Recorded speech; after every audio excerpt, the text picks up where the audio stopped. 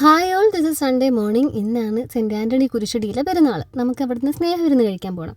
ഞാൻ രാവിലെ ഇതേ ബീഫ് മേടിച്ചത് കഴുകി ഊറ്റാനായിട്ട് മാറ്റി വെച്ചിട്ടുണ്ട്. പിള്ളേർക്കുള്ള പാലും വെച്ചു. ബീഫ് കറിയും വെച്ച് പുട്ടും ഉണ്ടാക്കാനാണ് പ്ലാൻ ബ്രേക്ക്ഫാസ്റ്റിന്.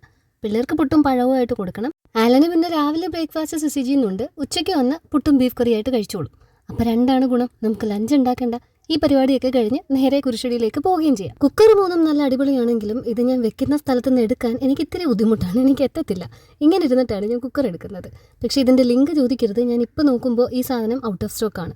പീജൻ്റെ സെറ്റ് ഓഫ് 3 ബ്ലാക്ക് പ്രഷർ കുക്കറിന് സെർച്ച് ചെയ്ത് നോക്കിയാൽ ചിലപ്പോൾ കിട്ടുമായിരിക്കും. ഇറച്ചി വേവിക്കാനായിട്ട് ഉപ്പ്, മഞ്ഞൾപ്പൊടി, ഇത്തിരി ഗരം മസാല, 2-3 പച്ചമുളക്, കുറച്ച് ചെറിയുള്ളി, തക്കാളി, ഇത്തിരി തൈര്, ഇഞ്ചി വെളുത്തുള്ളി ചതച്ചത് എല്ലാം കൂടെ ചേർത്ത് കുഴച്ച് അടച്ച് ഹൈ ഫ്ലെയിമിൽ 4 വിസിൽ, ലോ ഫ്ലെയിമിൽ 4 വിസിൽ. ഈ ഒരു ഗ്യാപ്പിന് നമുക്ക് ഉരുളക്കിഴങ്ങും കൂടെ ഒന്ന് തൊലിയൊക്കെ കളഞ്ഞ് അരിഞ്ഞ് വേകാനായിട്ട് വെക്കാം.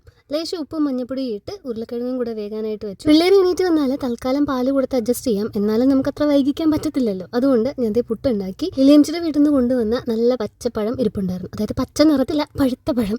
അതുമായിട്ട് പുട്ട് കൊടുക്കാം. ഇനി ഇറച്ചിക്കറി താളിക്കാനായിട്ട് നമുക്ക് 2 സവാളയും 2 പഴുത്ത തക്കാളിയും കൂടെ വേണം. പുട്ട് അങ്ങോട്ട് ഉന്തിയിട്ടാൽ ചില്ലി ഇങ്ങനെ ചടപടാന്ന് എടുക്കാൻ പറ്റുമെന്നൊക്കെ നമുക്ക് തോന്നും. ഇത്രയും പെടാപ്പാടുള്ളൊരു പണി വേറെയില്ല, പ്രത്യേകിച്ച് ആവി പറക്കുന്ന പുട്ടിൻ്റെ അകത്ത്. ഇനി ഇറച്ചിക്കറി വെക്കാനായിട്ട് നമുക്ക് നമ്മുടെ വലിയ കറിച്ചട്ടി എടുക്കാം. ലില്ലിയംച്ചി പറയുന്നത് ഇറച്ചിക്കറി വെച്ച ചട്ടിയിൽ പിന്നീട് മീൻകറി വെക്കരുതെന്നാണ്. പക്ഷെ എനിക്കങ്ങനെ പ്രശ്നമൊന്നും ഇതുവരെ തോന്നിയിട്ടില്ല. ഞാൻ രണ്ടും വെക്കാറുണ്ട്. വെളിച്ചെണ്ണ ഒഴിച്ച് അതിലേക്ക് സവാള ഇട്ട് കൊടുക്കാം. സവാള നല്ല ബ്രൗൺ കളർ ആവട്ടെ. സവാളയ്ക്ക് നല്ല നിറം വെച്ച് വരുമ്പോൾ ഇത്തിരി ഇഞ്ചിയും വെളുത്തുള്ളിയും ചതച്ചതും കൂടെ ആഡ് ചെയ്ത് നന്നായിട്ട് ഇളക്കി പൊടികളായിട്ട് മഞ്ഞൾപ്പൊടി, മല്ലിപ്പൊടി, ഇത്തിരി ഗരം മസാല, പെപ്പർ പൗഡർ, സാദാ മുളക് പൊടി, കാശ്മീരി മുളക് പൊടി ഇതെല്ലാം കൂടെ ചേർത്ത് ഒന്ന് മൂപ്പിച്ചെടുക്കണം. കരിയരുത്, മൂക്കേ പാടുള്ളൂ. മൂത്ത് വരുമ്പോഴേക്ക് നമുക്ക് തക്കാളി ആഡ് ചെയ്ത് കൊടുക്കാം. ഇനി കുക്കറിന് ഇത്തിരി വെള്ളം ഒഴിച്ച് ഇതൊരു പേസ്റ്റ് പരുവത്തിൽ വേവിച്ചെടുത്ത് മുഴുവൻ മസാലകൾ ആഡ് ചെയ്ത് പിന്നീട് ബീഫും ചേർത്ത് കൊടുക്കാം. ഉരുളക്കിഴങ്ങ് ഓൾറെഡി വെന്തിരിക്കുന്നത് അങ്ങോട്ട് ചേർത്ത് കൊടുത്ത് ഒരു 2-3 മിനിറ്റ് അടച്ചു വെച്ച് തിളപ്പിച്ചെടുത്ത് പുറത്ത് ഇത്തിരി മല്ലിയിലയും കൂടെ തൂവിക്കഴിഞ്ഞാൽ ബീഫ് കറി റെഡി. 2 പേർക്കുള്ള പുട്ടെടുത്ത് പഴവുമായിട്ട് കുഴച്ച് 2 പാത്രത്തിലാക്കി വെച്ച് കൊടുത്തു. മുഖമൊക്കെ കഴുകി വന്നതേ ഉള്ളൂ കേട്ടോ. എണീറ്റ പാടെ നിൽക്കുവാണ്. പോയിരുന്ന് തന്നെയേ കഴിച്ചോളൂ. ലാവിഷായിട്ട് ചതച്ച് വെച്ച് ഇഞ്ചിയും വെളുത്തുള്ളിയൊക്കെ ഉപയോഗിച്ച് തീർത്തതുകൊണ്ട് അടുത്തൊരു വീക്കിലേക്ക് നമുക്ക് കുറച്ച് ഇഞ്ചിയും വെളുത്തുള്ളിയും കൂടെ ചതച്ച് വെക്കണം.